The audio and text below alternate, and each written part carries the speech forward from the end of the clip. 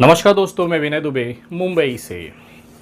5 अप्रैल 2023 से लेके आज 9 मई 2023 तक आप लोगों ने महसूस किया होगा कि मैं सोशल मीडिया खास तौर वीडियोस के सेगमेंट में गायब रहा हूं। दरअसल मामला है 2020 के महाराष्ट्र के एक अदालती मुकदमे का, जिसने मुझे 5 अप्रैल 2023 से 5 मई 2023 तक वीडियोस बनाने पर पाबंदी लगाई थी।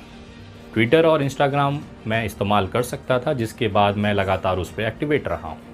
लेकिन ये दो बड़े प्लेटफॉर्म जिसमें फेसबुक और यूट्यूब आता है, इसको लेकर माननीय अदालत ने मुझे कोई भी वीडियो पोस्ट करने से मना किया हुआ था, जिसकी वजह से आपको ये मेरी जो कमी है सोशल मीडिया पर वो आपको दिखाई दे रही होगी।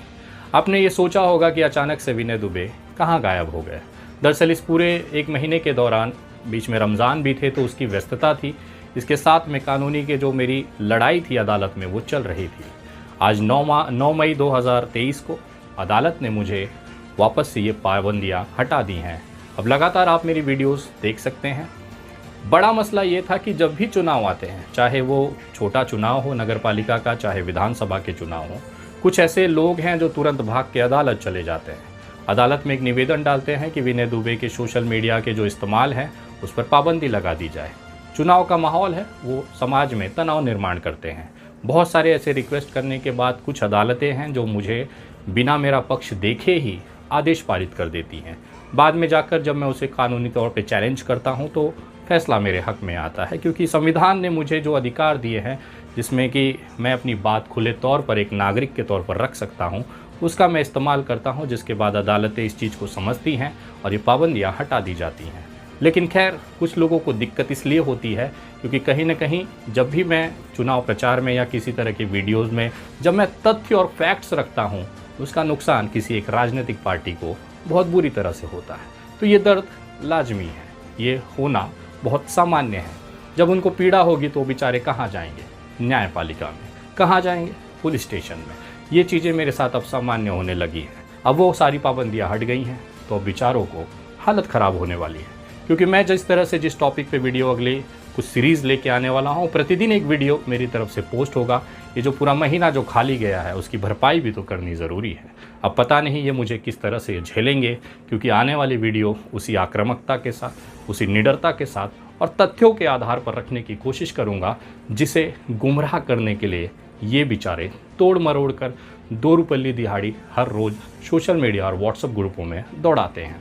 ये वीडियो बनाने का मेरा मकसद था कि आप लोगों को ये सूचना मिल जाए कि आखिर विनय दुबे की कोई वीडियो क्यों नहीं आ रही। रही बात, इस दौरान मुझ पर महाराष्ट्र न छोड़ने के भी आदेश थे।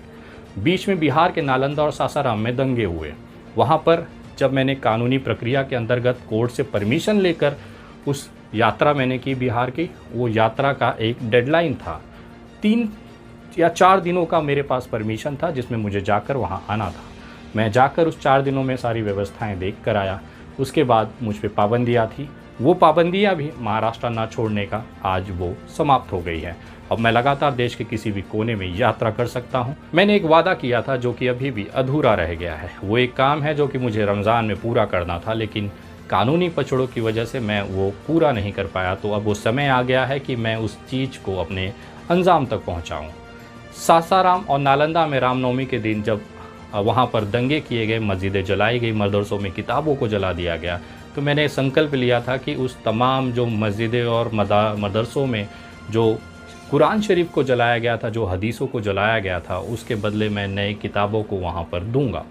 वो मुहिम अब मैं शुरू करने जा रहा हूँ और बहुत जल्द, अगले 2 ही 3 दिनों के अंदर, क्योंकि मुझ पे महाराष्ट्र से बाहर जाने की जो पाबंदी थी वो हट गई है, वीडियोस बनाने की जो कानूनी पाबंदी थी वो सारी हट गई हैं। तो अब मैं आज़ाद हूँ। एक जागरूक नागरिक होने के नाते एक मेरा कर्तव्य है कि इस तरह के घटनाओं में बढ़कर वहाँ पर जाकर उन लोगों के बीच पहुँच उनको मदद की जाए और एक बड़ा संदेश दिया जाए कि ये जो घटना घटी है वो कुछ ऐसे असामाजिक तत्वों के द्वारा घटाई गई है जो समाज में भाईचारा और एकता नहीं देखना चाहते हैं। मैं उस तत्व को बिलीव करता हूँ, इस विषय को बिलीव करता हूँ कि भारत में समान अधिकार है, भारत के तमाम नागरिक एक दूसरे के भाई हैं और एक ताने बाने से बनकर ही हिंदुस्तान बना है। तो उसकी खूबसूरती, उसकी एकता, उसकी एक भाईचारे की मिसाल के तौर पर इन तमाम मस्जिदों और मदरसों में जलाई हुई कुरान शरीफ या फिर हदीस की किताबों के बदले अब नए कुरान शरीफ और हदीसों के किताबों की व्यवस्था मैं करूंगा, ऐसा मेरा संकल्प रहा है।